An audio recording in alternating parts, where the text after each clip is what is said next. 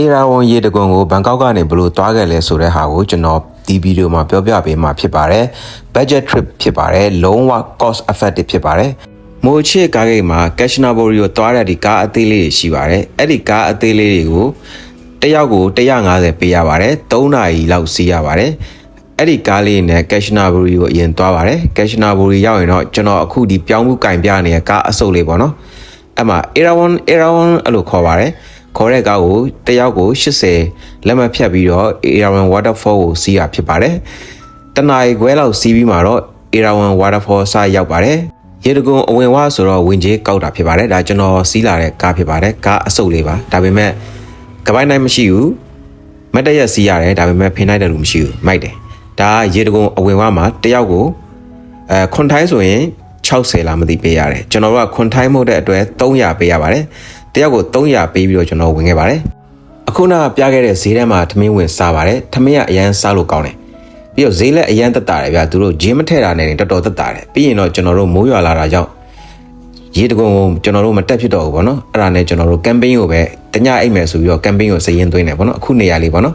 ကျွန်တော်လက်ညှိုးထိုးပြတဲ့နေရာပေါ့နော်အဲ့ဒီနေရာကိုကျွန်တော်တို့ရွေးလိုက်ပါတယ်အရန်ဈေးတက်တာပါတယ်ဆောင်းငါးကပစ္စည်းငါးကမီးရိပ်ငါးကတက်ငါးကအိတ်ခအိတ်ရငါးကအဲ့လိုမျိုးလေးငါးကပေါင်းတော့စုစုပေါင်းမှ300လောက်ပဲပေးရတယ်နော်ပြီးမှကျွန်တော်အသေးစိတ်တွက်ပြမယ်ပေါ့နော်နေရတာအရန်အဆင်ပြေတယ်အခုနစားတော့ဆိုင်တန်းမှာသွားစားလို့ရသလို 7-Eleven မှာပြီးတော့စားလို့လည်းရတယ်ပြီးရင်ဒီမှာလှေတွေပါလှော်လို့ရတယ်ဗျာဒီနေရာလေးက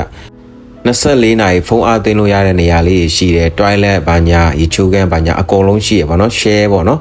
ဒီကန့်လေးကလည်းမိုးလုံးလေးလုံးပါပဲညဘက်ဆိုရင်လည်းအေးအေးလေးနဲ့အိတ်လို့ကောင်းသလိုမနက်ပိုင်းလည်းအရန်မိုက်ပါတယ်မနက်ပိုင်းမြင်ကွင်းလည်းပြပါမယ်ညဘက်ဘိုက်ဆိုင်တော့ကိုအစတွေကဈေးတန်းကတောက်ဝယ်ထားပါတော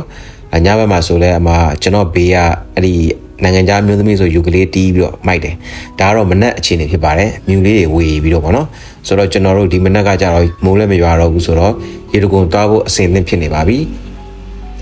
အဲ့ဒါကြောင့်မို့ရေတကွန်စပြီးတွားခဲ့တယ်ပေါ့နော်ဒါကတော့ဝန်ထမ်းတွေအလုပ်မစခင်ပေါ့နော်အဲ့ဒီရေတကွန်ကနေဝန်ထမ်းတွေဖြစ်ပါတယ်သူတို့တန်းစီနေရဖြစ်ပါတယ်ရေတကွန်က9ထပ်ရှိပါတယ်တက်ကနေ9နာမည်တစ်မျိုးစီနဲ့ပေါ့နော်သူ့နာမည်လေးနဲ့သူ့ရေတကွန်ပုံစံလေးနဲ့စပြီးတော့ကျွန်တော်တို့ဒီမှာပြထားပါတယ်အဓိကတော့သူတို့လုံးဝအမိုက်မပြရဘူးအရက်သေးစာလုံးဝတောက်စားလို့မရဘူးပေါ့နော်ညဘက်ရောနေကင်းဘက်ရောဒီ area တဝိုင်လုံးဝအရက်သေးစာလုံးဝတောက်စားလို့မရသလိုအမိုက်လည်းလုံးဝပြစ်ခွင့်မရှိပါဘူးတကယ်လို့ရေတံမှုတွေယူသွားပြီဆိုလို့ရှိရင် recycle ထည့်လုပ်တဲ့နေရာရေတံမှုအတက်နေရာအဲ့လိုရှိပါတယ်အဲ့ဒီနေရာမှာအဲ့လိုရပါတယ်နေရာတွေအကုန်လုံးလူကြီးမင်းတို့မြင်တဲ့အတိုင်းပဲတန့်ပြန့်နေရပဲအမိုက်ဆိုလို့တစားတော့မရှိပါဘူးမုတ်တွေလည်းစားလို့မရဘူးပေါ့နော်ဒါတော့ level 1ပါ level 1စတက်တဲ့နေရာပေါ့နော် level 1တော့မရောက်သေးဘူးဒီမှာဖွတ်လေးရှိရပေါ့နော်ဖွတ်လာပါလားပေါ့နော်ဒီအကောင်လေးရှိပါတယ်သူတို့လေးမွေးထားတာပေါ့နော်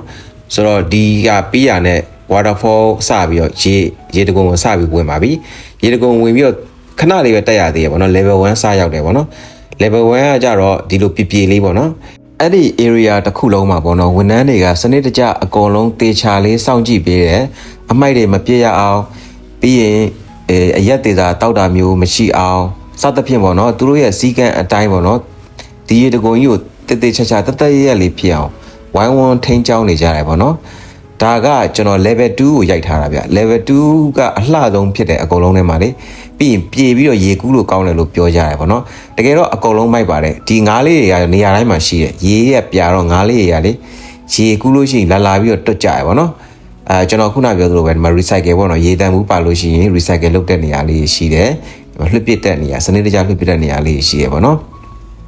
ပြီးတော့လေကတစ်လေးတွေအဲ့လို view point လေးတွေထားပေးတယ်ပြီးရင်နေရာတိုင်းမှာ sign board လေးထားပေးတယ်ပြီးရင်ဒီရေတကွန်ဒီနေမြေမှာ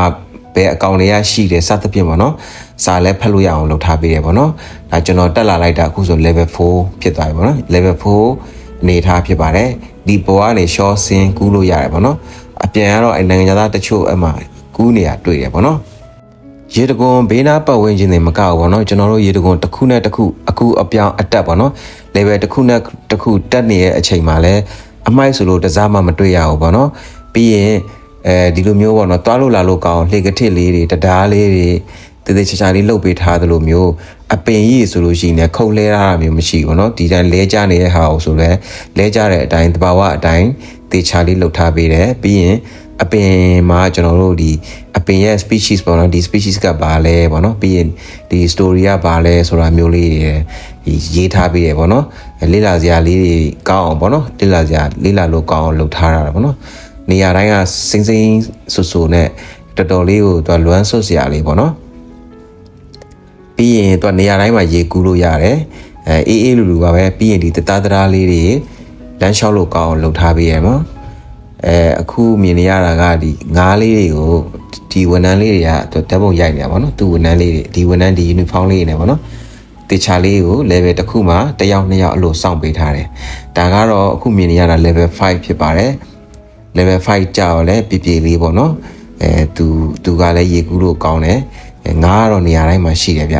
ဒီအပင်ကဘာမျိုးစိတ်လဲတော့မသိကျွန်တော်စားတော့တေချာမဖတ်ခဲ့ဘူးဒါမျိုး2ပင်3ပင်တွေ့ခဲ့တယ်ပေါ့နော်အဲ့ဒါမိုက်တယ်အဲ့ပင်ကလေ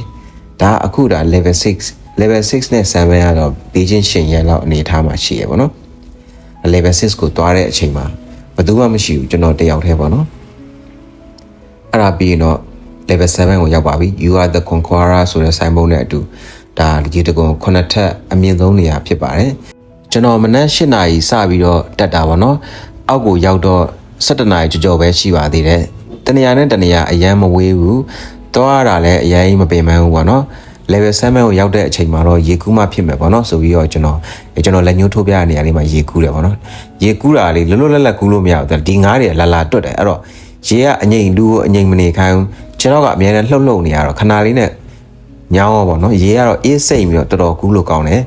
ဒီခရီးစဉ်အတွက်ပေါ့နော်ကုန်ကြစရိတ်ကဘတ်1000ကျော်ပဲကုန်တယ်ဗျ